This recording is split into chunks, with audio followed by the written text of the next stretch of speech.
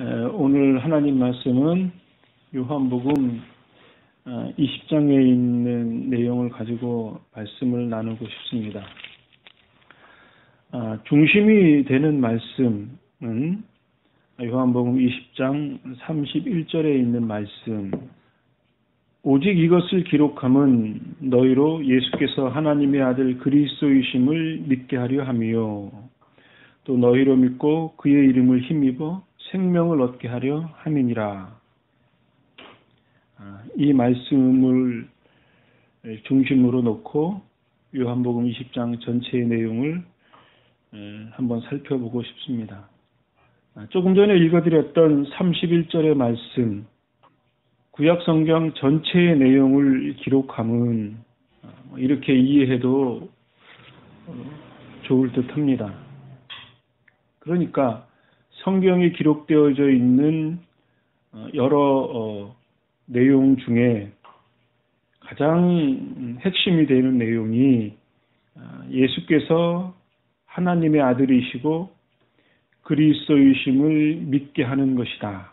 그리고 그 하나님의 아들이시며 그리스도 되신 그분의 이름을 힘입어서 우리가 생명을 얻게 하는 것이다. 이러한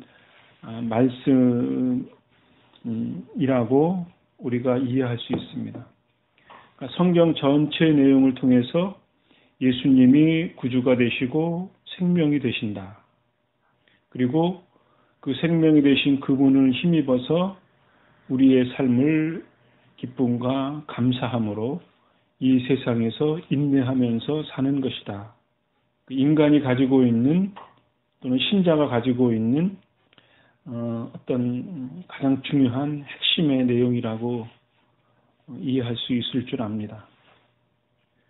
그런데 요한복음 20장의 내용에 보면 첫 번째로는 장사 지낸 바 되어진 예수 그리스도의 모습에 대해서 19장에 있는 내용, 요셉과 니고데모가 예수님의 시신을 수습하고 무덤에 장사를 지낸 바 되었다가 20장에는 안식 후 첫날에 이르러서 마리아와 제자들이 무덤에 가서 예수님이 잘 무덤에 안치가 됐는지 보러 갔다가 보니까 유대인의 관례에 따르면 산 같은 데에서 굴을 파서 거기다가 시신을 수습을 하고 돌을 굴려서 무덤을 문짝을 만드는 거였거든요. 그런데 예수님의 무덤에 와서 보니까 돌이 굴려져 있는 거죠. 그래서 깜짝 놀라서 무덤에 들어가 보니 예수님의 시신이 없어진 거죠.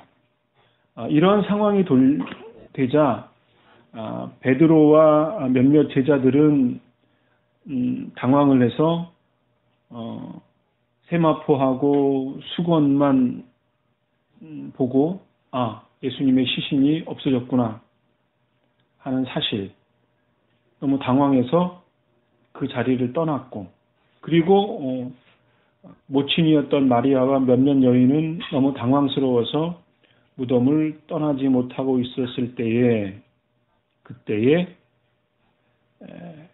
두 천사가 마리아에게 나타난 거죠.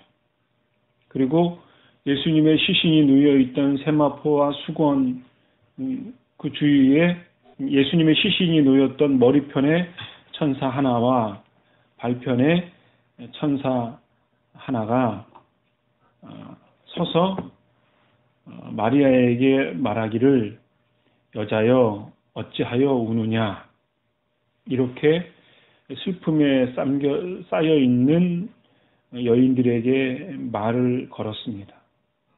그러자 이 마리아는 동산지기인 줄 알고 되묻는 거죠. 아니, 우리 예수님의 시신이 여기 있었는데 시신이 없고 세마포하고 수건만 있으니 어찌 된 겁니까?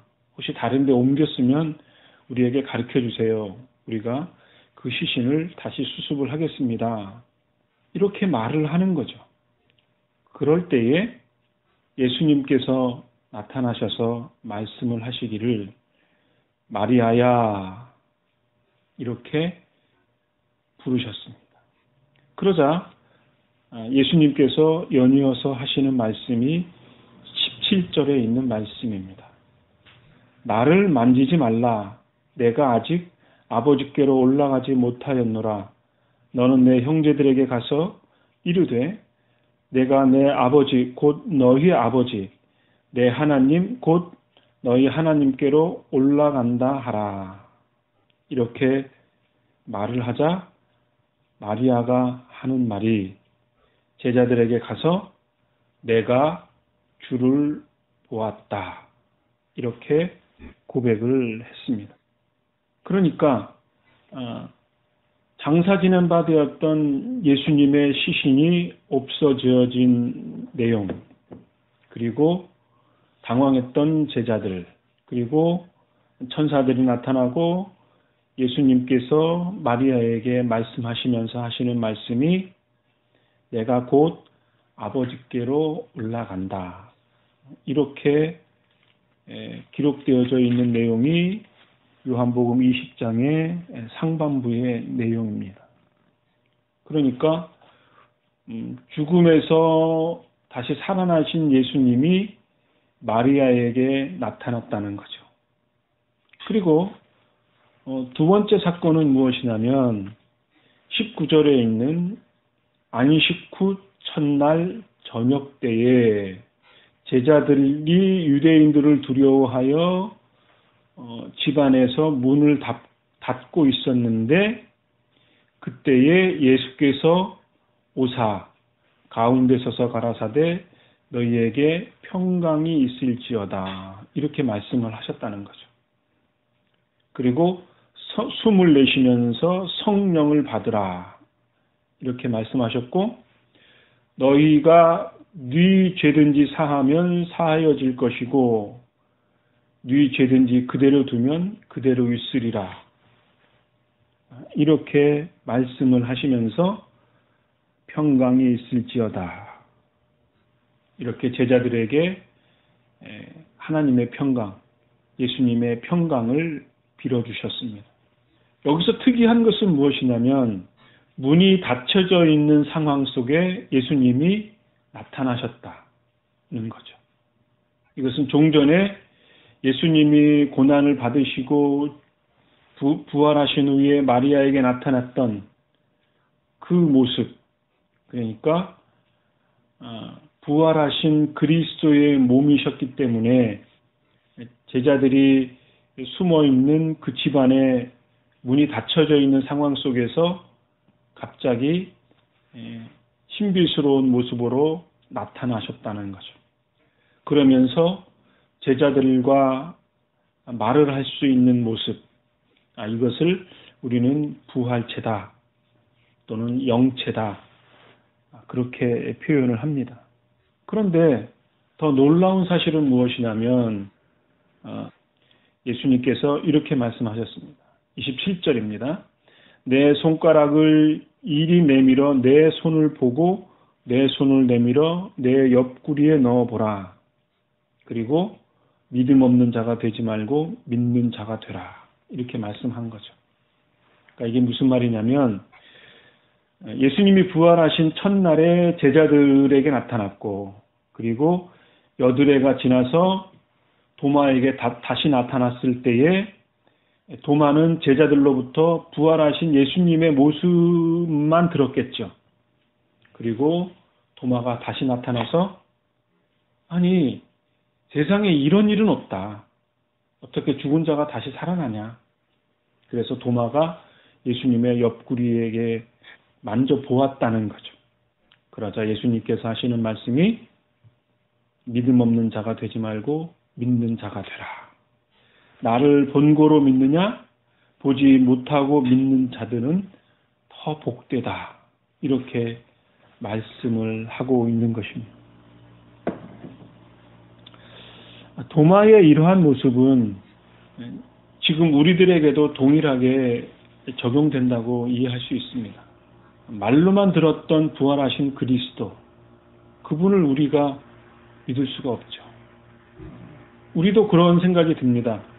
내 앞에 부활하신 그리스도가 나타나서 도마처럼 예수님의 옆구리에 내 손가락을 넣어보고 싶고 눈으로 보고 싶고, 그래서 정말 부활하신 그리스도가 내 앞에 있구나, 내가 정말 보았다, 이렇게 확증하고 믿고 싶지요. 그래야 참으로 믿을 수 있을 거라고 생각을 하게 됩니다. 도마와 우리는 동일선상에 있는 거죠. 그런데 예수님께서 하신 말씀처럼 본고로 믿느냐, 보지 못하고 믿는 자들이 복되다, 이렇게 말씀을 하고 있습니다. 결국은 이렇게 부활하신 그리스도의 모습으로 제자들에게 나타나고 마리아에게 나타나고 도마에게 나타나고, 결국 이러한 것들을 통해서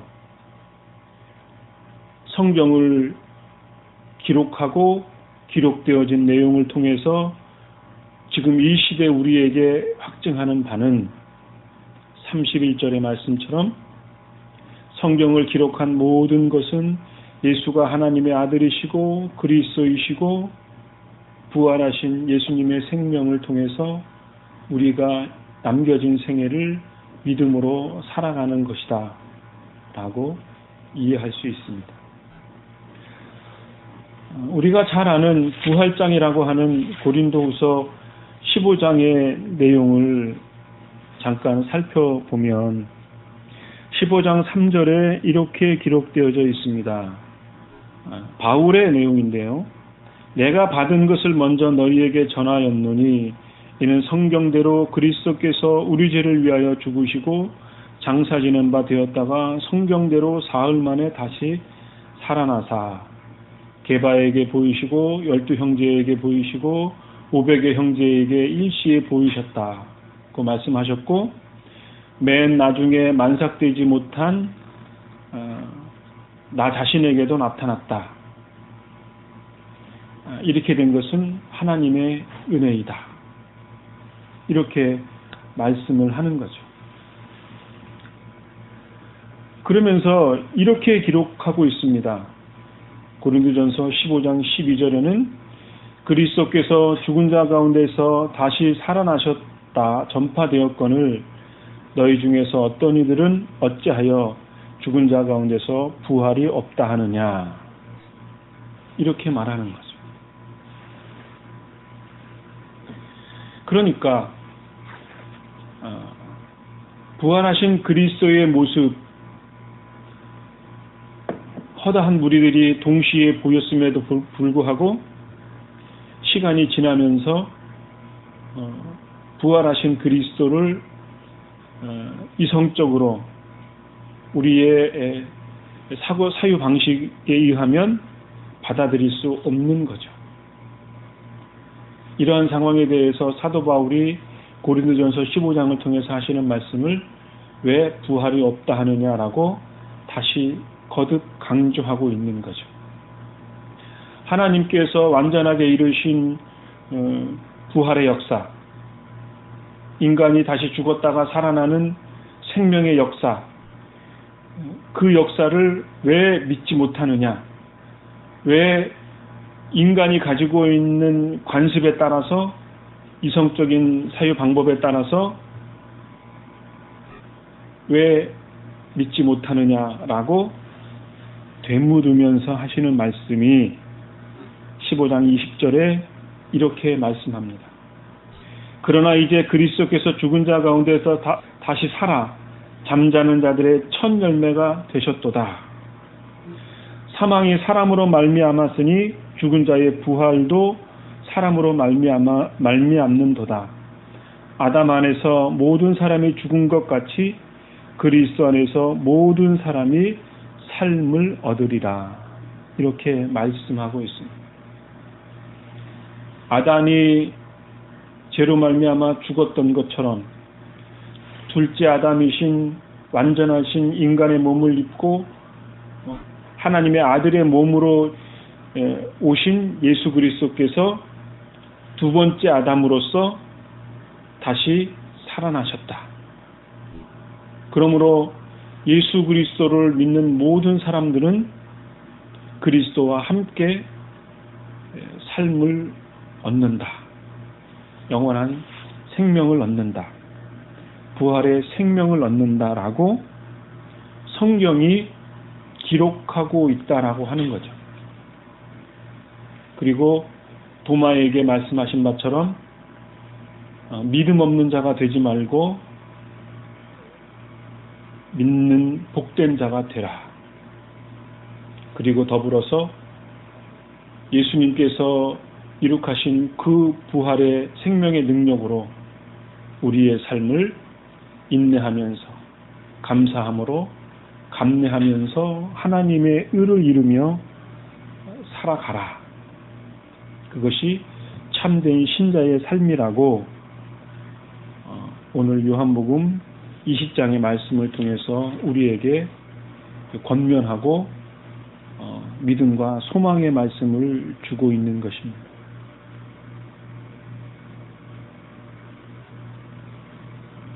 인생이라고 하는 것은 사실 답이 없죠. 10명이면 10, 100이면 100에 따라 각각 다양한 삶이 있기 때문에 그 삶의 그 다양성 때문에 인생이 무엇이냐라고 물을 때 나는 이렇게 살았어. 나는 이렇게 살다 보니까 성공했어. 이렇게 말할 수 있고 나는 이렇게 살았기 때문에 어떻게 보면 실패한 인생처럼 보여. 그렇게 말할 수 있다라고 하는 거죠. 삶의 다양성이 있으니까. 그런데 그것은 인간이 한평생을 살아가는 삶의 과정인 거고 그 과정을 통해서 살아있음의 소중함을 발견하는 거죠. 그러니까 우리 인간에게 주어져 있는 영원한 생명, 영적인 생명의 갈구함, 그런 것이 인간이면 누구나 내면적으로 자각할 수 있는 전도서에 있는 영혼의 감각에 우리에게 주어져 있는 것처럼 영적인 것을 갈구하는 우리의 모습, 인간의 내면적인 모습을 보면 삶을 살아가는 것은 일반적인 자연적 현상이지만 그것을 뛰어넘는 하나님의 영원한 세계를 생명, 부활, 그러한 영적인 차원의 모습을 우리가 다시 한번 깨닫고 발견하는 그리스도의 첫 생명의 열매를 우리가 믿음으로 바라보면서 살아가면 우리 인생의 삶이 슬프던 기쁘던 그것이 더 감사함으로 우리의 삶을 살아갈 수 있는 은혜의 수단이 된다는 거죠. 이러한 소망이 저와 여러분의 삶 가운데 있게 되어지기를 간절히 바랍니다. 또 2018년 새해를 맞이하는 이 시점에 요한복음 20장의 말씀, 예수 그리스도를 믿고 그의 이름을 힘입어서 더 풍성한 생명을 누리며 살아가는 그런 귀한 하나가 되어지는 은혜의 역사가 있게 되어지기를 간절히 바랍니다. 기도하겠습니다.